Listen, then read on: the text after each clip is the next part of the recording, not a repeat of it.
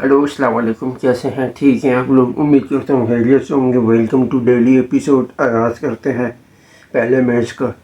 जिस तरीके से अफ़गानिस्तान ने बॉलिंग लीड टॉस जीत के अहमदाबाद में टाकुब किया जाएगा। चेस पे ज़्यादा किया जाएगा, चेजिंग पे। जिस तरीके से एक अच्छा फ़ायदा मिले, जितने से जितने टारगेट को लो किया जाए उसको करने में मदद करे। और उसमें शुरू में फिर भी पावर प्ले में एक हद तक फिर भी अच्छा मोमेंटम फिर भी दे रहे थे फजल फारूकी ने। फिर भी 2 ओवर अच्छे पावर प्ले में दिए। मोमेंटम चाहिए था कि तीसरा ओवर और करवाते तो पावर प्ले में थोड़ी सी डीको को रिकल्टन की खेल रही थी बॉल, उनके अगेंस्ट थोड़ा बहुत बेनिफिट दे सकते थे। तो ये एक पावर प्ले के बाद भी जिस तरीके से नूर और राशिद की भी जो धुलाई होना शुरू की उसके बाद भी जहाँ तक भी दोनों मिलके मोमेंटम ने बना दिया था, कैरी कर लिया था कि 30 खेल भी थे अपने हिसाब से। 13 ओवर्स में आराम से 130 के करीब रन बना रहे थे। यानी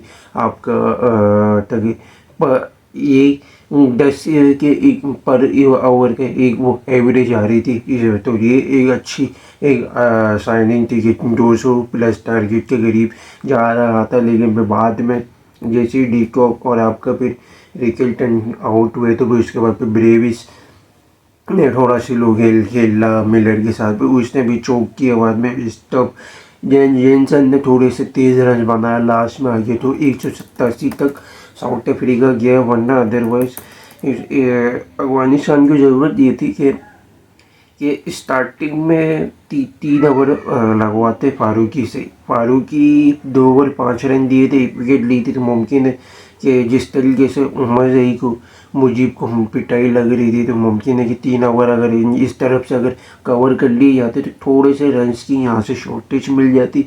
और फिर बाद में नूर को जिस तरीके से धुलाई लगी, 1 ओवर में 23 रन आए, तो उससे भी थोड़ा सा मोमेंटम टूट रहा था अफगानिस्तान का। नबी की भी एक तरीके से ग्रिप आ नहीं रही थी, मुजीब का भी इतना फ़ायदा हो नहीं रहा था। लेकिन राशिद ने फिर भी बाद में राउंड विकेट करके कोशिश करके फिर भी डे कॉक को हो गया या रिकल्टन को, दोनों को फिर भी फंसा दिया। वरना रिकल्टन की जो 220 के स्ट्राइक रेट से जो रन है, यानी 28 बॉलों पे 31-61, ये एक सबसे बड़ा सर का दर्द बन चुका था अफगानिस्तान का। तो जिसके लिए एक सबसे बड़ा एक मोमेंटम कैरी कर रहे थे। लेकिन अफगानिस्तान ने अपने हिसाब से 10 ओवर में, मिडिल ओवर के बाद 13 ओवर के बाद आपका फिर भी अच्छी खासी बॉलिंग की, जिसमें 7 ओवर में आपके 50 रन कम से कम आए, तकरीबन 50-60 रन। तो ये एक अच्छी साइनिंग दी थी। और मोमेंटम तो था कि चेस कर सकते थे 185-90, फिर भी पॉसिबल 200 प्लस थोड़े मुश्किल आते हैं यहाँ पे। लेकिन यहाँ पे इस मसला सारा ये है कि गुरबाज से स्टार्टिंग तो अच्छी थी, इब्राहिम ने सबसे बड़ी चौक की है। तो इसके बाद चाहिए था कि सदीकुल्ला अटल को खिलाते, पावर प्ले में लाने का कोई चांस बनना नहीं चाहिए था गुलबदीन को। वो पीछे अब 1 नंबर पीछे रखते तो ज़्यादा बेहतर होता। कम से कम पावर प्ले के वक्त अच्छी मोमेंटम देते। जिस तरीके के फास्ट बॉलर हैं डाएंगे, इसको आराम से फ्रंट फुट पे टैकल करके शॉट्स को कन्वेक्शन करता, जिसके सबब एक ये नुकसान हुआ, जिसकी वजह से 3 विकेट इनकी पावर प्ले के अंदर गिरी, जिससे वो मोमेंटम थोड़ा सा चूक हो सकता था। लेकिन फिर रसूली ने एक अच्छी थोड़ी सी इनिंग मतलब एक एंड से संभालने की कोशिश की, ताकि गुरबाज और रन कैरी कर भी रहा था। लेकिन गलती ये कि जो कॉल जो है वो उसको सही तरीके से रिकॉग्नाइज नहीं किया, और मिस कंसेप्शन के बाइस जो है वो जिसकी वजह से दारविश रसूली रन आउट हुआ। तो उसके बाद फिर गुरबाज भी विकेट दे के चले गया। तो उमर जई के साथ नबी के चांस बनता खड़ा रहने का, लेकिन नबी भी विकेट थ्रो करके चले गए। तो राशिद ही अकेला जो उमर जई के साथ लेके जा रहा था एंड तक मैच। तो राशिद आउट हुआ तो उमर जई भी आउट हो गया। तो फिर नूर अहमद ने भी अकेले कोशिश की रन बनाने की। लेकिन मेरे को एंड में ये समझ में नहीं आया कि कोई जवाब बनता नहीं था कि जल्दी किस बात की थी। 3 बॉलें थी, 1 रन था, बनी बनाई मोमेंटम था, जल्दबाजी किस बात की थी भाई। आराम से 2 बॉलें और ले लेते, आराम से सिंगल ले लेते। जीती हुई मोमेंटम को एक तो सबसे बड़ा चौक किया, फिर उसके बाद फिर अफगानिस्तान बैटिंग पे आई। उमर जई ने 16 रन बना के दिए अच्छी खासी सुपर ओवर में। तो वहाँ पे भी फजल फारूकी ने हक दिया बॉलिंग में, और स्टम्प ने भी जिस तरीके से भी डिस्टर्ब किया। दूसरे पावर प्ले में आए 24 से का टारगेट दिया, जिस तरीके से ढुलाई लगाई। उमर जई का भी पावर मतलब इतना बना दी बॉलिंग में, जो जिस तरीके से भी मिलर ने जो छक्के लगाए 2, फिर एक डिस्टर्ब ने लगाया। उसके बाद फिर अफगानिस्तान का मुझे ये समझ नहीं आया मोहम्मद नबी को भेजने का एक टुक बना क्यों।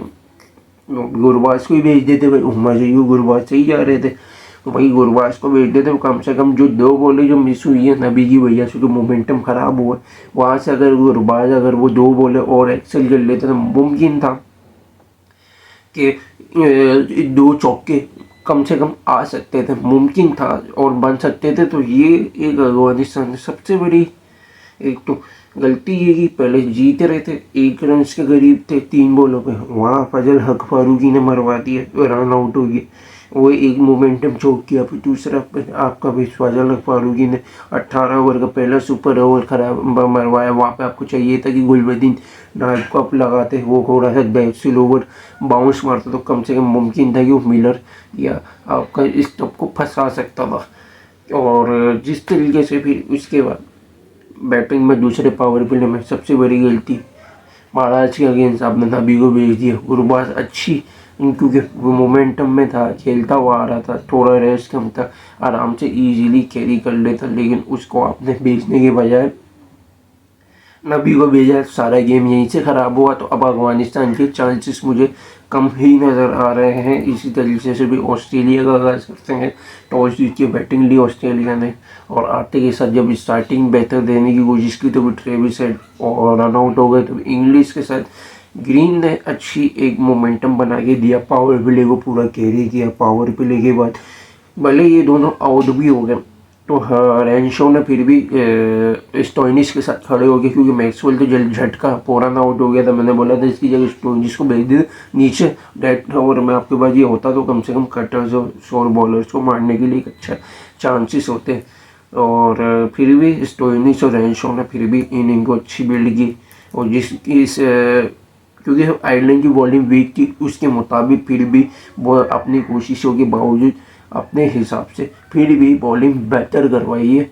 और यहाँ पे 180 तक प्लस टारगेट तो वैसे भी मुश्किल ही होता है यहाँ पे। और तो ये एक सबसे बड़ा एक था, तो जिसकी सबब आयरलैंड का भी सबसे बड़ा, मैं वही वापस से बोलूँगा कि बालबर्नी को खिलाना चाहिए था, कैलिस को खिलाने का मकसद ही वही। ये देखो पापा, स्टर्लिंग हैमस्ट्रिंग का शिकार हुआ पहली बॉल पे, सिंगल लेके हैमस्ट्रिंग का, उसके चक्कर में मोमेंटम ख़राब हुआ। हैरी टेक्टर आया, वो चौक कर गया, फिर टक्कर आया तो फिर आपका फिर अडेर आउट हो गया, फिर नीचे भी कैंपर भी, कैलिस भी, डिलेनी, फिर उसके बाद डोकरेल आया तो फिर टक्कर आउट हो गया। तो फिर डोकरेल अकेला भी जितना बना सकता था बनाया, लेकिन वो फायदेमंद साबित नहीं हुआ। अगर एग्जाम्पल अगर सेट की जाएगी, ऑस्ट्रेलिया की जो की पॉइंट जो फैक्टर है वो पावर प्ले ने बचाया है, क्योंकि 6 ओवर में तकरीबन 59 रन थे। वो एक सब इस कंडीशन के मुताबिक सबसे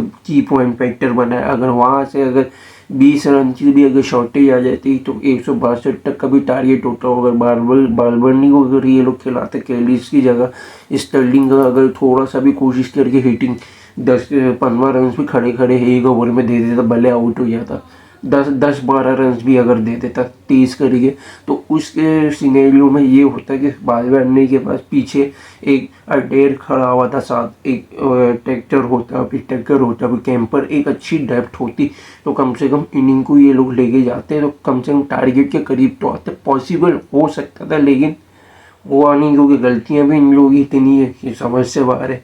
तो ये एक मैंने आपको की पॉइंट फैक्टर बता दिया। फिर इसी तरीके से वेस्ट इंडीज़ का स्टार्ट करते हैं। इंग्लैंड ने जो टॉस जीत के बॉलिंग ली, चेज पे ज़्यादा प्रीफर किया, इस खुशफहमी में कि भाई हम चेस कर सकते हैं, चेस पॉसिबल कर लेंगे। लेकिन भाई जिस तरीके से तो फिर आपका फिर स्टार्टिंग तो इंग्लैंड ने अच्छी दी, 2 विकेटें भी लेके दी शेफ होप और ब्रेंडन किंग की, लेकिन मेन जो है कैरेक्टर वो है रुस्टन चेज ने जिस तरीके से इनिंग को एक एंड से खड़े हो गए इमरान हेटमायर को जिस तरीके से सपोर्ट दिया और हेटमायर ने जिस तरीके से पावर प्ले को थोड़ा तेज खेल के 100-200 की स्ट्राइक रेट से खेल रहा था, कवर किया उस कैरी को करते करते आपका पावर प्ले को इस एंड पे बना दिया कि जब ये विकेट टेके गया रदरफोर्ड आया तो 6 ओवर में 55 रन थे, तो थोड़ा फिर भी बेहतर था, सूटेबल था। लेकिन पावर प्ले के बाद भी चेज ने और ये अच्छी मोमेंटम बना के दी भाई। पावर खड़ा होने की कोशिश की रदरफोर्ड को सपोर्ट करने की, वो आउट हो गया। भाई होल्डर ने भी जिस तरीके से भी एंड में डेथ ओवर में जिस तरीके से हिटिंग दी 200 प्लस की स्ट्राइक रेट से अच्छी एक एंड दे रहा था, रदरफोर्ड भी खड़ा हुआ था, वो भी अच्छी इनिंग को पूरा बना के गया, तो जिसके सबब वेस्ट इंडीज़ के 200 के करीब टारगेट पे आने को पॉसिबल हुई। और ये एक सबसे बड़ी अच्छी बात है कि इंग्लैंड और वेस्ट इंडीज़ की कि ये जितना टारगेट बनाना ये मुश्किल था। वो 200 प्लस 200 के करीब जो जितने भी टारगेट है वो यहाँ पर थोड़े से टफ होते हैं, जो कि इंग्लैंड के लिए मुश्किल भी बना है क्योंकि स्टार्टिंग फील्ड सॉल्ट अच्छी थी बटलर के साथ और जिस तरीके से तेज खेल रहा था। अभी बटलर सॉल्ट आउट हुआ तो अभी बैटल ने जिस तरीके से मोमेंटम को कैरी किया बटलर के साथ, बटलर आउट हुआ तो बेंटन ने पूरी मोमेंटम को ख़राब कर दिया। फिर बैटल आउट हुआ तो ब्रूक ने करन ने थोड़ी सी बनाने की कोशिश की, तो वहाँ एक मेन पॉइंट जो है जो इंग्लैंड अच्छी पोजीशन पे जा रहा था, वहाँ मेन पॉइंट है हैरी ब्रूक का आउट होना। 131 में जिस तरीके से वो मोती को कैच देके गया 6 ओवर में, फिर भी पॉसिबिलिटी थी कि वो रन्स आराम से कवर कर सकते थे, बना सकते थे। लेकिन करन अकेला जितने एंड से कोशिश कर रहा था, वो जय का आया वो आउट हो गया। ओवरटर्न आर्चर इतना सुस्ती का मुजाहरा किया रन आउट में, उससे भागा नहीं जा रहा, उसने भी मरवाया। फिर डॉसन ने भी रन आउट में, फिर राशिद अकेला आया, एक विकेट बची थी वो भी विकेट दे के चले गया, तो सैम करन खड़ा का खड़ा रह गया। अब गलती क्या ये इंग्लैंड की गलती ये हुई कि सॉल्ट ने फिर स्टार्टिंग अच्छी दी, बटलर ने इंग्लैंड के मुकाबले में वेस्ट इंडीज़ के मुकाबले में पावर प्ले इन लोगों ने अच्छा बेहतर किया था क्योंकि वेस्ट इंडीज़ ने 55 रन बनाए थे, इन लोगों ने 63 रन बनाए थे, तो 8 रन का एक गैप था। तो एक ही एडवांटेज थोड़ी सी साइनिंग मिल सकती थी इंग्लैंड को क्योंकि जिस तरीके से बॉल आ रही थी फास्ट, को जिस तरीके से बैट पे कैरी कर रहे थे। और सबसे बड़ी गलती मैंने यही आपको बोला था कि सॉल्ट के साथ आप पैकेट को रखते। बेंटन जिस नंबर पर आया, इस नंबर पर अगर बटलर होता, बेंटन को मिलना खिलाने का कोई टूप बनता नहीं क्योंकि यहाँ पे एक्सपीरियंस बैटर की आपकी ज़रूरत पड़ती थी, जो कि डकिट एक वाहिद है ऐसा है जो स्पिनर्स को अच्छा कैरी कर सकता था। लेकिन ये स्पिनर्स की एडवांटेज की वजह से वेस्ट इंडीज़ को फ़ायदा हुआ और यहीं से ही इंग्लैंड चौकी है, जो कि हमेशा एशियन कंडीशंस में करता है। जिस तरीके से आपका सॉल्ट एक अच्छा खेल हुआ था, सॉल्ट के अलावा बटलर हो गया, बैटल हो गया, आपका बेंटन हो गया, ब्रूक, ये चारों स्पिनर्स के ही शिकार हो गए।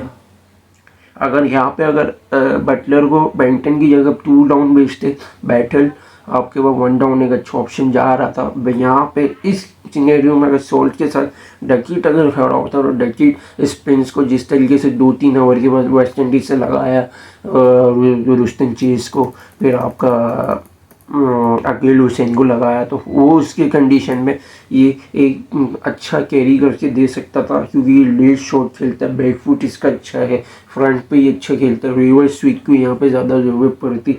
जिस तरीके से पावर प्ले तो अच्छा हुआ, लेकिन आगे की जो इनिंग है उसको और तेज़ करके मज़ीद 6 ओवर में 80 भी बनाने में मदद कर सकते थे, 80 रन भी हो सकते थे। और अगर ये 80 रन हो जाते तो मोमेंटम अगर नीचे से मिलता, कहीं चोक नहीं होता, तो मुमकिन था कि इंग्लैंड ने जो 14 ओवर में जो 131 जो रन 32 जो बनाए हुए, मुमकिन है कि 140 से 45 से करता वो डेथ ओवर में जाते जाते 18, 17, 19 ओवर में भी चेज कर सकता था। तो ये आपको सारा सिनेरियो समझाते, लेकिन सबसे जो मेन जो की फैक्टर जो है वो रुस्टन चेज है क्योंकि डेडिकेट भी इसी को करना चाहिए क्योंकि पावर प्ले में जिस तरीके से 2 विकेटें गिरी वेस्ट इंडीज़ की, वहाँ से इसने खड़े हो गए, हिटमायर को थोड़ा सपोर्ट दिया तो बाद में भी खुद भी लेके चला इनिंग को 8 ओवर तक।